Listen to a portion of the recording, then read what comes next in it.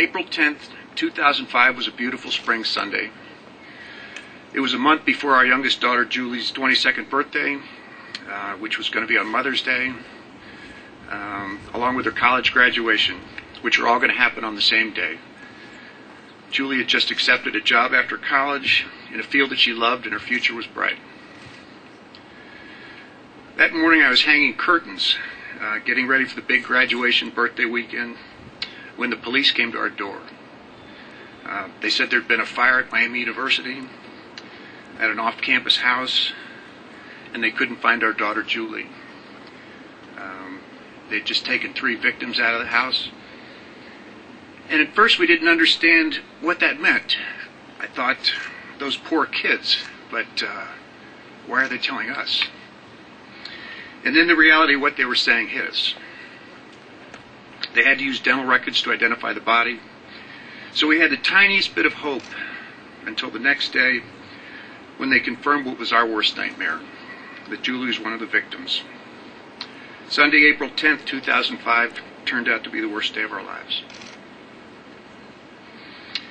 I used to always tell Julie that she led a charmed life, and she would always agree with a big smile on her face. She was one of those people who could brighten a room just by entering it. Julie was a beautiful, fun-loving person with a big smile who lived life to the fullest. We were so proud of her, and she brought so much joy and happiness into our lives. It's hard for me to talk about her in the past tense because she's still such a big part of our lives. We used to tease Julie and say it's not all about you, but for us it is still all about Julie. Her true gift in life was her amazing ability to make other people feel special. And because of that, she had hundreds of friends. She even made me feel special. We have a box of letters from people whose lives she touched that weighs almost 40 pounds. She made an impact on people's lives. The world was a better place when she was in it, but it's also a better place because she was in it. If anyone could live their entire life in 22 years, it was Julie. We decided early on that we would try to be positive going forward after her death. It would break Julie's heart of her happy little family that she was so proud of, wasn't happy anymore. It's easier said than done, but we're focused on being thankful for the 22 years that we did have with her. We've spent the last 2.5 years getting to know her friends, doing interviews to promote fire safety, and writing letters to other parents who've lost children. I know that Julie, Stephen Smith, and Kate Welling would be alive today if there were sprinklers in the house.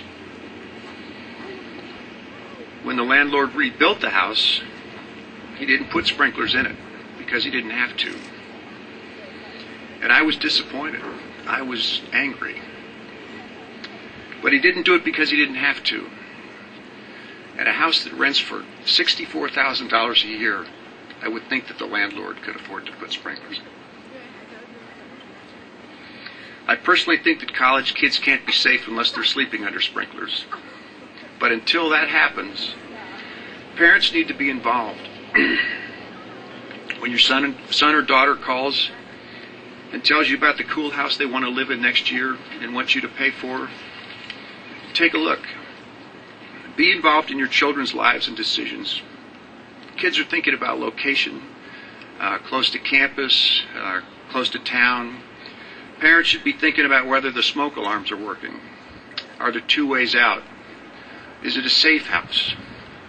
When 10 kids plug in their microwaves, air conditioners, computers, hair dryers, TVs, and all that stuff, is it going to cause a problem? If the only way out is the window, is it painted shut? I know every time we would help Julie move into her house because of the number of girls living in the house, we would always check to make sure that she could jump out the window in case of a fire. But we never spent much time discussing these things. They were things that we looked at, but we didn't really talk to her about them because moving in was a happy time. The local fire departments will gladly come out and inspect, but they have to be asked. Give them a call and ask questions when they come. Most of this stuff is common sense, but not something that's on the radar screen of parents and students. And kids don't always sleep in their rooms, so it's important to get them thinking about taking a look around no matter where they are, whether it's a movie theater, a restaurant, or their friend's house. Kids are smart. They pay attention. That's how they get into college. And even when they roll in their eyes when you're talking about something as mundane as fire safety, they're paying attention.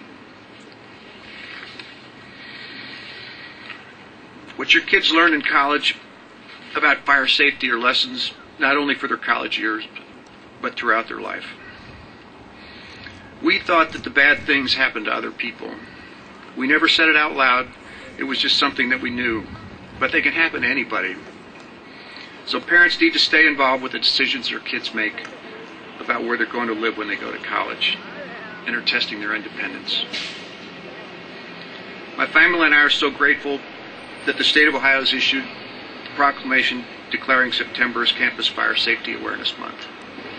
It has made today important, a positive day for us. Not a day goes by that we don't miss Julie, don't think about what an extraordinary person she was and how her life was cut short.